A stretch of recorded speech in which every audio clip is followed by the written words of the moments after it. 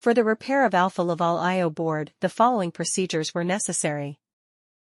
Replacement of various electronic components and general cleanup of the unit. For testing, we use 24-volt DC power supply and we connect the OP board to the I/O board. As soon as we turn it on, the unit reacts and the screen lights up.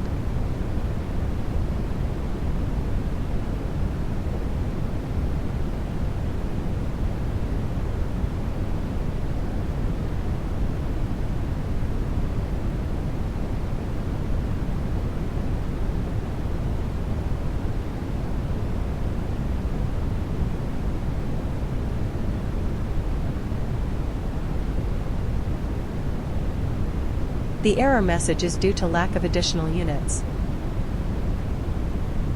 It is now clear that the Alfa Laval boards are working successfully and are ready to be delivered to the client.